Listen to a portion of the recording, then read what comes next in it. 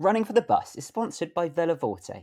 You can get 30% off their delicious, nutritious goodies using the code RFTB30. And if you haven't yet, well, now is a great time to try their energy bars, including their Chiyoko one, which is a particular favourite of mine. It's got 35 grams of carbs and 5 grams of protein, whilst also being absolutely jam packed full of flavour. And their oat bars are also super tasty and have over 25% of your daily fibre in them. Give them a go yourself with 30% off using the code RFTB30. Hello and welcome to Running for the Bus, presented by BKDMC, supported by Runner and hosted by me, Ben Kelleher. Joining me now from North Carolina is Russell Bowling. Russell has just earned his Abbott World Marathon Majors six-star medal in London, having started that journey nearly 34 years ago. However, he doesn't intend to leave it another 34 years, as this year he is looking to complete all seven, including Sydney, in the space of 12 months to celebrate turning 70. From being told to give up running after a life changing surgery to completing over 35 marathons since, and often coming first in his age ranking, Russell defies the odds and embraces challenges. Russell, thank you for joining me. Have you had some rest after what's been an absolute whirlwind of a spring marathon season? Well, thank you, Ben, for having me. And I have had a chance to get a little rest since I got back from London. I've only run a couple times, but I'm looking forward to running again this Saturday with my running group. Usually I do long runs on the weekend, but I've had a little bit of chance to rest, and I'm ready to go again. Brilliant. I'm so pleased that you've got a little bit of rest in there because it's been super, super busy, I know, for you. And yeah, I'm pleased that you've also had a few runs as well. You're not holding back, which is good to see.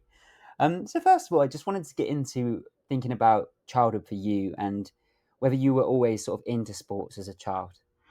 Well, yes, when I was a child, I wasn't a runner, but I was active in a lot of physical sports such as basketball and baseball, and we call it soccer. It'd be football in the UK, but we call it soccer in the United States.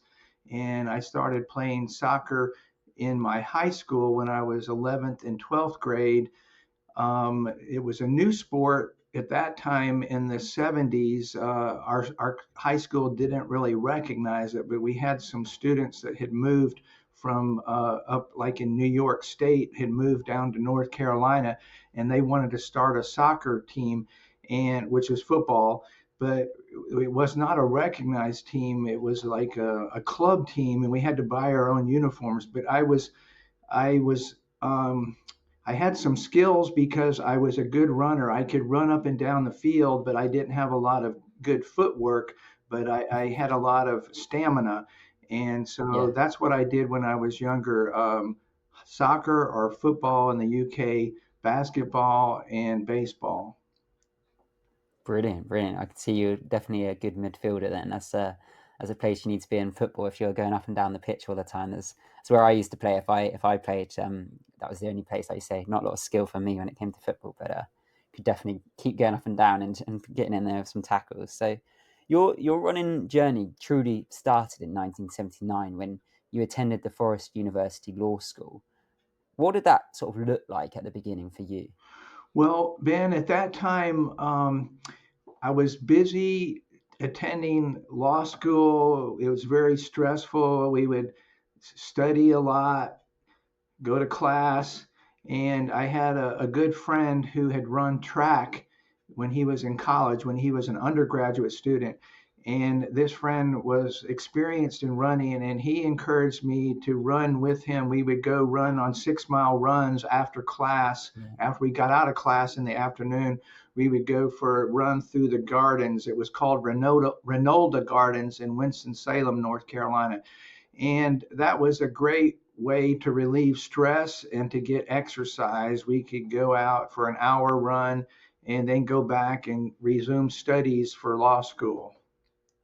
Brilliant. It's always good to have that sort of support from your peers and encouragement, right? And I sort of looking at your journey, I can see that's been a key point throughout, and we're going to get into a little bit more of that in a moment.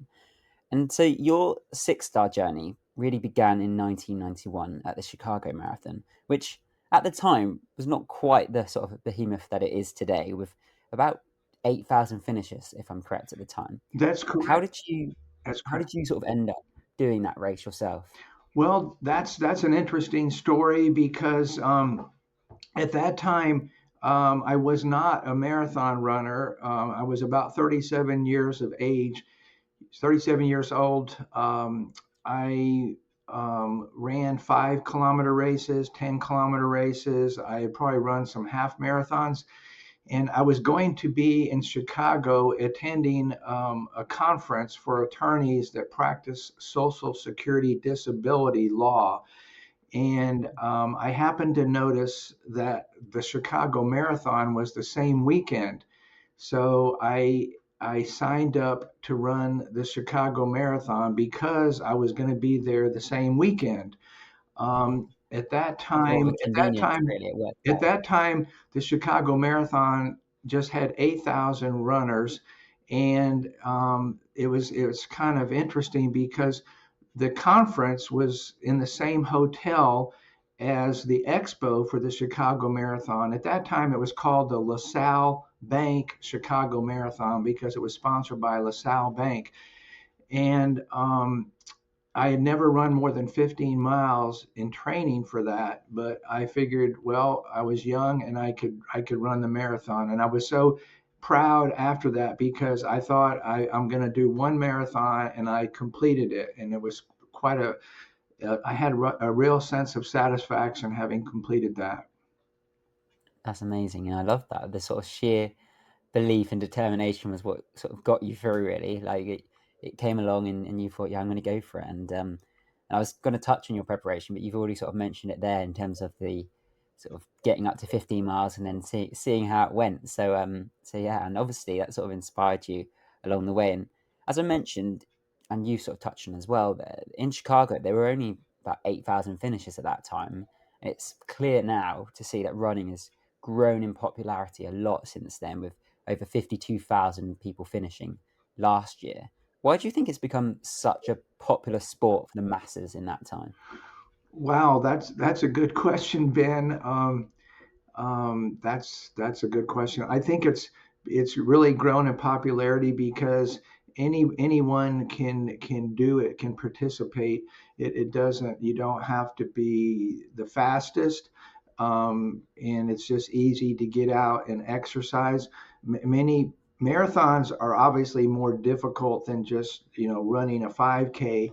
But even like in London, when I ran the London Marathon like a week and a half ago, I could see that many British or UK or European runners were maybe it was their first marathon, and it's just a real I guess, accomplishment and goal for individuals to try and do that. I guess it's the fitness boom that kind of grew after 1991 after I started running. I think it kind of grew and grew, and it's still growing in popularity right now. I noticed all the high numbers that have already tried to enter the lottery for next year's London Marathon. It's just really keeps growing. Yeah, it does definitely does, and as you say, I picked up on that in London and all of the sort of Abbott World Marathon majors as well. I think you see every year that they're getting bigger numbers. The records are being broken. I think London's just had 1.1 million people apply. Like it's just grown and grown massively, and I think you've sort of touched on it there in terms of something that's super special in marathon running, and you don't get as much in other sports, is that you can have the elite, and especially in London last sort of weekend, you've got the elite, one of the most elite lineups I've ever seen on a marathon course, as well as over 80 odd Guinness World Records being broken, and the biggest fundraising day on record, and also the highest participation. It's all of those things coming together that make marathons and marathon running and running in general, I think, so sort of exciting and enjoyable and attainable for people to be able to reach out and grab it. So I think that's it's definitely something that we've seen, particularly, like I say, in the last few years, even more so. It's just growing and growing and growing rapidly. So you, after that, then went on to run marathons in Honolulu, Atlanta, and also Chicago again. But in 2010, you were diagnosed with severe arthritis in the hip, and at that time, you were told to give up running. What did that moment sort of feel like for you? I'll never forget that moment because I'd been having pain in my groin area, my right groin area, and had been going to doctors, and then finally had an X-ray in the local orthopedist that I went to, Dr. Judd Hanley. He had come back into the room after I had the X-ray, and I was telling him my story or the problems, the symptoms that I was having, and he was just listening to me. And then when I got done describing my symptoms, he said, "Well, you have a severely arthritic right hip, and you need to give up running. You need to start hiking and cycling, swimming." And I was very depressed. I left the office and then immediately sent an email to my daughter Jessica and my younger brother James, and said, "My life is over. The doctor said that I need to give up running." And so it was very depressing. But my brother James had shared an article that he had read in Running Times magazine about a female runner who had had a hip replacement and then resumed running. And so I had heard that the doctor said, well, I could have injections in my hip and, try and live with it. But I decided based on that article that my brother shared with me that I didn't want to put it off. And I had the hip replacement 3 months, well, yeah, less than 3 months later on December 20th. And that was the best thing that I ever did. Really? Yeah, yeah, for sure. And yeah, it sounds like that journey initially was a real struggle, and like understandably sort of putting you in that depressive state. But it's good that you had the people around you there, like your brother, sharing that information with you and being able to say, actually, no, there's different options. We can look at it, and When obviously that. I wanted to say that you've got a lot more questions, but whenever I did my first Boston Marathon in 2018, like I had only started running marathons again, and it was kind of a big thing. Like there were some articles written in the newspaper, my local newspaper, and in a magazine about the fact that I was running the Boston Marathon after having a hip replacement. But now it's kind of like it's like a afterthought because like it's like as you said, I had done 5 marathons before the hip replacement, and then when I started resuming them, and you may ask me some questions, but since that time, I've done a lot more. I'll let you ask questions, but it was like it was a big deal, but now it's almost like it's not a big deal because like it's like I keep doing it, so it's like it's not a big deal anymore. I still definitely think it's amazing, like that journey. And I think a lot of people, like you say, for yourself, because of the journey you've been on since, you go, oh yeah, well now it's a sort of past memory and a sort of almost like a blip in the road. But actually, that's something that could stop a lot of people, and a lot of people will be listening to this thinking, well, I might be in that situation, or I might be in that place. I know we were discussing before we got I do, I onto the. do, I do want to say here so I don't forget later. I feel like I'm very blessed. I feel like I'm very blessed because the surgical procedure was successful. The surgeon said that I probably should not run again. In fact, he told my wife that I wasn't going to run again, and that's been discussed. I think a medical professional probably should not encourage someone to do that, but I've been very blessed with how it's turned out, and I'm very thankful for that. Definitely, I can see why for sure. So, what then made you think, no, I'm going to defy that orthopedist, and I will continue running? Well, that's a good question. I did start hiking about 3 months after that. I was having originally some problems. The doctor didn't send me for therapy, and I was having some problems with my gait. And then I started doing some real intense physical therapy, very intense.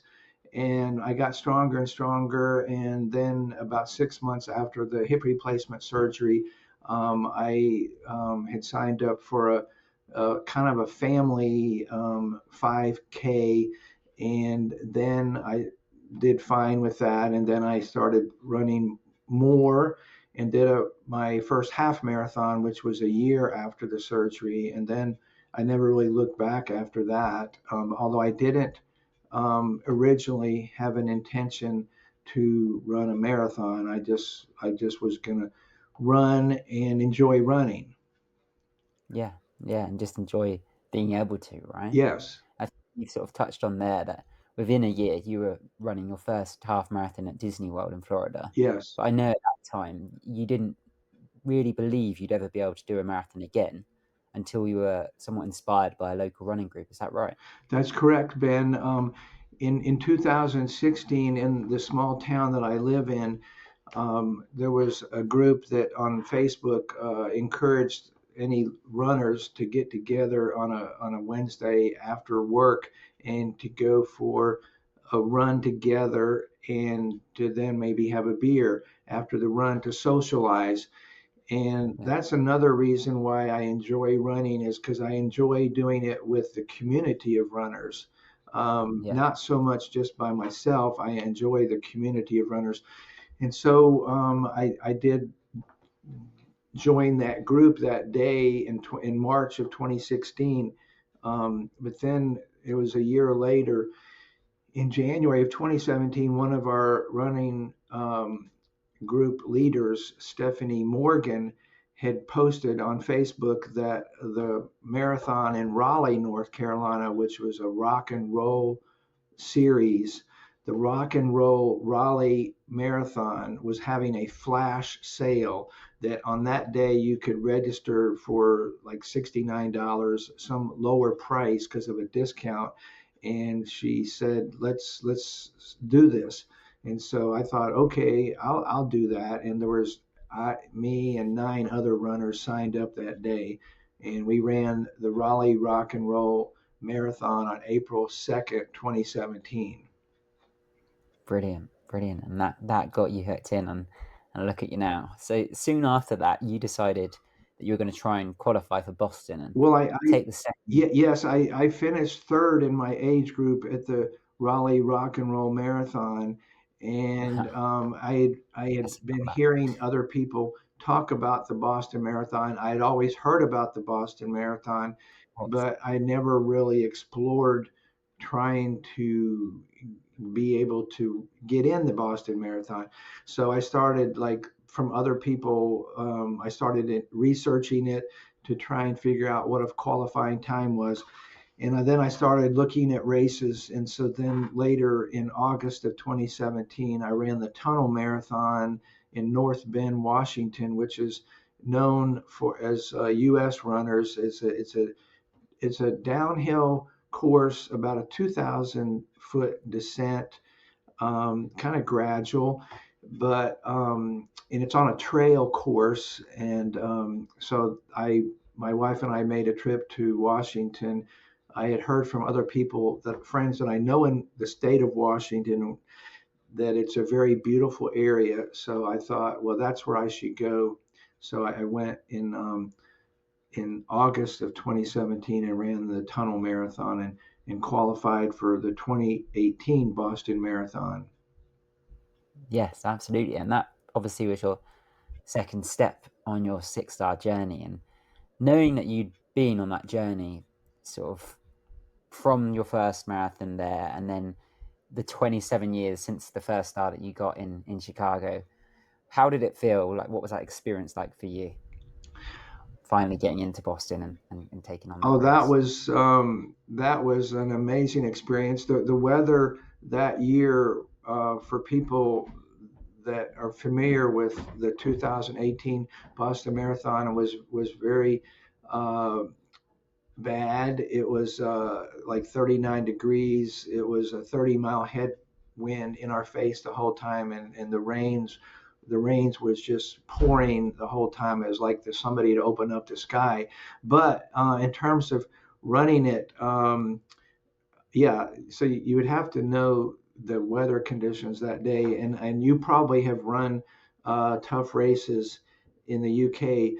That particular day, like I didn't have any other friends that were running it, like from my hometown, and I don't even know if I knew anybody else running it. But it was a very special occasion because my whole family, my wife, my two daughters, their husbands, and my four grandchildren, my brother James from Texas, and my wife's best friend. I think there were 11 fans that all came to Boston to cheer for me. So that was very special. Um, so I remember when I started the race, I was wearing two clear ponchos, like race weather ponchos, rain ponchos, and I had, I think, 5 layers of on my top, and my shorts were triathlon shorts, like swim shorts. And when you went to the start line, I was wearing bags, plastic bags on my shoes that you would take off when you started running because it was raining so hard. And when I got to Hereford Street, the street where you turn right before you turn left on Boylston, um, I I took off the top layers of my. I just had one shirt on, which was my local running club shirt. And then as I turned left onto Boylston, I was just wearing that shirt. I had taken everything else off, and all other runners were doing the same thing. There was clothes all over the road. But when I turned on Boylston, it was just I don't know. There were tears in my eyes to be actually finishing the Boston Marathon. It was quite an emotional experience and special having my entire family there. Yeah, definitely. And Boston is known for being sort of renowned for one of the greatest races out there. So let alone being, your second star and having the support of your family there. And as I say, that journey in that 27-year period from the first one in Chicago in very different circumstances as well, given the journey you've been on. And then since then, you've returned multiple times to Chicago, completing it 6 times so far, as well as New York twice, Berlin, and Tokyo this year, which is where we actually met for the first time, and then London just a couple of weeks back, where you finally gained that 6 star medal, which I can see is in prime position behind you on a lovely mount there, which is beautiful to see, alongside that London flag as well. And I was actually fortunate enough to be giving out some of those 6 star medals on the day with Abbott, and the emotions of that moment were just palpable. Is I don't know about everyone else, but I was emotional, and obviously others with just the culmination of those moments were just incredible. But what was it like for you? Well, it's almost hard to describe. My wife was selected as a volunteer to give out 6 star finisher medals, as because I'm in the Gold Club, the Abbott World Marathon Majors Gold Club, and they allow, I think, 5 individuals to help give out medals, and then if you're running, then you can transfer that to your companion. So we knew before we went to London that my wife was going to be able to get a finish line pass and would be at the finish line, and so that was super special. Because there's a lot of races. She's been at the finish line when I first qualified for Boston. When I went, she's been at the finish line when I first qualified for Boston. When I marathon larger, um, like marathon majors at um, like in Tokyo, she wasn't right at the finish line. She was close as I was, running about a mile from the finish, or like a kilometer from the finish.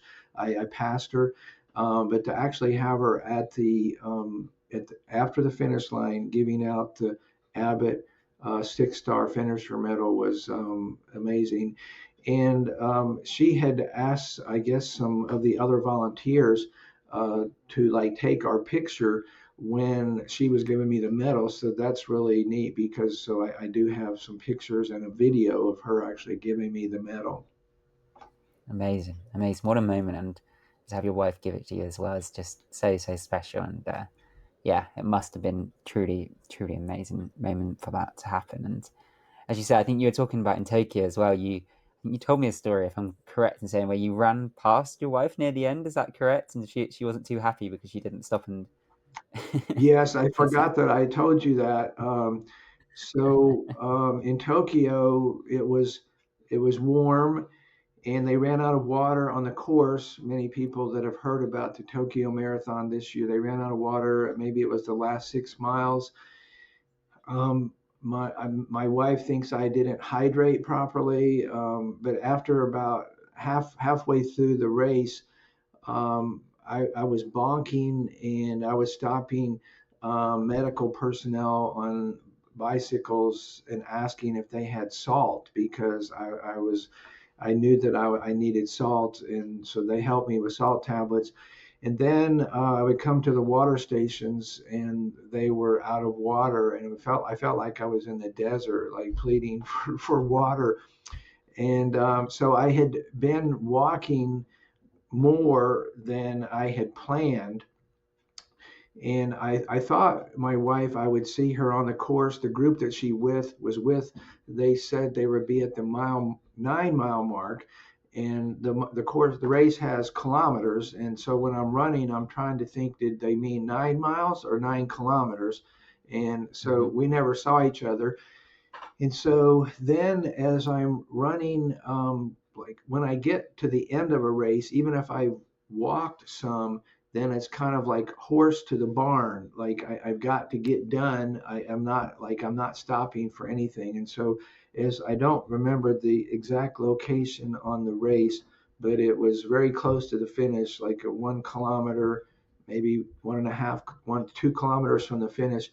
I'm going down this narrow road, and there's spectators on both sides, and I could see my wife in the distance with a friend, Jeff Lax, and I ran, and I had something in my hand. I think it was some gloves because I carry gloves even though it's warm, and I'll wipe my forehead. And she was expecting that I would give her a kiss, but I hate to admit this, like I was in pain. I wasn't feeling good, and I just wanted to get done. And I knew my time was going to be slower, so I didn't want to stop anymore. And I ran by and like put these gloves like in her hands, and she was not happy because I did not stop to acknowledge her or give her a kiss. I love that. I love that she was like that's not acceptable. I think you've got a good reason there, to be fair, Russell. But you've got a good excuse. But yeah, I love that she was still holding you to it. She's not gonna let that go, and too right as well. But yeah, well, that's also just a fun anecdote, isn't it, to remember from that moment, and probably one of those things you will actually remember from the day. But as you say, having that moment and getting then to London and having celebration that was there after all of that experience you've been through is truly sort of remarkable, really. And before your total hip replacement surgery, you'd run 5 marathons, and then, as you've mentioned, since 2017, after that surgery, and being told that you should stop running, you've completed 38 marathons, often coming first in your age group ranking. How have you overcome that experience, and has it been sort of plain sailing ever since that initial recovery from the surgery, or have you had anything else along the way that's you have to think about? I would just have to say, Ben, that it's just I'm inspired by other runners. Involved ambassadors with different groups, and for example, Team Highlands Natural Products. There's other ambassadors in that group, and we have Facebook groups, and we inspire each other. I'm inspired by other runners, and even times when maybe I might not feel like running. Other runners, they encourage me to push my limits and try and achieve my dreams and my goals. But I would have to say it's primarily um, even the local runners that I train with. I train with the Bryson City Outdoor Run Group. on long runs, and we have our local running group that we started with on Facebook. The name of the group now is called the Shameless Running Group. That's a interesting story. Whenever we started, they didn't have a name. It was called Franklin's Nameless Running Group. And then we in the first December we had a Christmas party, and it was pretty wild. There was almost we almost set the building on fire, and so somebody decided to change the name from Franklin's Nameless Running Group to Franklin's Shameless Running Group. And then Brilliant. our group kept getting larger, and there's more runners than just in the town of Franklin. So we dropped the name Franklin. So my local running group is called the Shameless Running Group. Brilliant. I love that. And you're inspired by so many other people and their journeys as well, which I think is such a crucial part of not only your journey quite clearly and sort of the different elements along the way that you've spoken about, but also in so many people who sort of, in the long run need that support and that guidance around them. And I know, like, as you've sort of touched on the surgery that you've had, but also just the journey since. And it's never, as I say, sort of saying plain sailing or anything like that. It's never going to be quite plain sailing. You're always going to have different injuries that might come up, or different things that you have to manage yourself as an athlete or as a runner out there. So I think having that support around you makes such a difference, doesn't it? It sure does. Yes. And as you touched on there about sort of reaching your dreams and seeing other people reach theirs, what is your dream now? What does the next year or beyond look like for you going forward in running? Well, my bucket list dream is to run the Antarctica Marathon. That's my um, bucket list Wow. dream. Besides doing the Sydney Marathon on August 31st this fall, but my big dream is to do the Antarctica Marathon, and probably to do a marathon on all seven continents. That's my bucket list dream. Amazing, amazing. Well, let's make it happen. I can see it happening for you for sure. It's And I, it's I know as well. it's going to happen. If I may not, I'm gonna, I hope to do Cape Town next year in 2026, and I hope, and I plan to do Boston Marathon. I've already qualified for 2026, and I want to do it with you. I hope you're going to be there, and so I may register for the Antarctica Marathon in 2027. They usually do it in March, so I may do that in March of 2027. Amazing. Well, I look forward to seeing you in Boston for sure, because I'm going to be out there as well. So let's definitely go out for a run whilst we're there and catch up over a coffee at least too. That sounds good to me. But as well as that, I know you're looking to, obviously, you've got your six-star medal now, but I think you're planning on doing all seven, including Sydney, in the same year. Is that correct? That's correct. That's my dream this year. I didn't really call it a goal when I first thought about it, and I kind of kept it to myself. I wanted to be kind of quiet about it because I don't know that I'm capable of doing it, but that's my dream. It was last year. I qualified for Boston this year about a year and a half ago in November of 2024, and I registered for London with a tour group, Sports Tours, in last May, and then I got into the Tokyo Marathon through the Tokyo, I think, One Foundation lottery last August of last year. So then this earlier this year, or in January or December, I thought, well, I would like to do Sydney Marathon this year since it's going to be one of the Abbott World Marathon majors. And so I signed up for that with the tour group. And I had already qualified for the Chicago Marathon for this year, and I had registered last November. And that's all I planned to do. But then two of my running friends, Stephanie Morgan and Cheryl Cook, they had registered for the 2025 Berlin Marathon with a charity, and they were asking me to run the Berlin Marathon this year with them. And I thought, I don't really need to do that because I've already done it, but they kept asking me. And then I decided, okay, maybe I will do it, but if I do Berlin, I might as well also do New York City, because why would I do six and leave out one more? So Yeah. because my friends encouraged me to do Berlin, then I'm going to do New York City. And so, but I'm really excited because I'm going to do New York City Marathon on November 2nd with my daughter Jessica. She's 41 and she lives in Connecticut. Oh wow, that's going to be such a special moment, isn't it? That's going to be Yes. really incredible. And yeah, and is that her first marathon, or is No, running in her blood as well? it's about her fifth. She and I did the Honolulu Marathon together in 2009. That was her first marathon. Then we did the Houston Marathon. She lived in Houston. Then she and I did the Chicago Marathon. That would have been in 2023.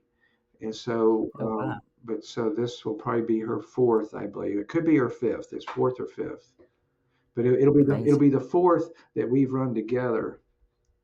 That's so lovely that you've been able to share that together. I know before this call we were discussing. I was talking to you about the surgery that you had, and I was saying that my dad had a knee replacement, and we're doing the Great North Run together with my stepmom and my cousin this year, and that's going to be the first time we've actually run it with a family member, other than when I was about I think I was about 7 or 8, and we did 1 mile in London for a sport relief challenge.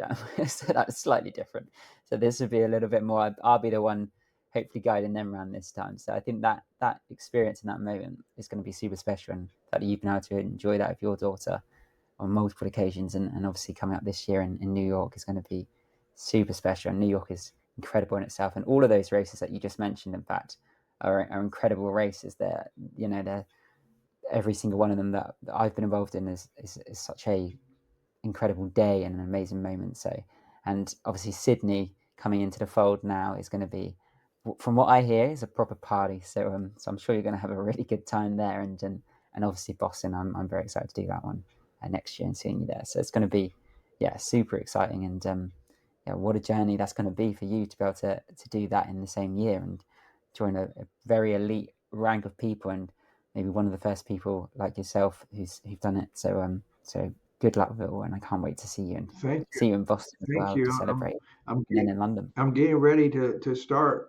now the training block for the fall marathons. I'm ready to go. Right. Start building back up. Excellent. Yeah. Well, you've got. Yeah, this is about time, isn't it? So I guess with now with Sydney in the fold, that training starts a little bit earlier, right? Yeah. Because that's at the end of August. So yeah, it's a good time to start preparing for the full marathons. And as I sort of mentioned before, I've had the honour actually of meeting your wife Rebecca in Tokyo, with yourself, and also in London, at the finish line there. And I know that you have been married since you were 21, to nearly 50 years that you've been together. How crucial do you think that support has been, and how does she perhaps feel when you're on the start line each time? Well, that's a good question, and I wish she was here to answer that question. But her support has been amazing. She's been amazing because she just knowing that she's there encouraging me, and she's been there when I've been injured, and she was there when I had the surgery. Yeah, that's a great question, Ben.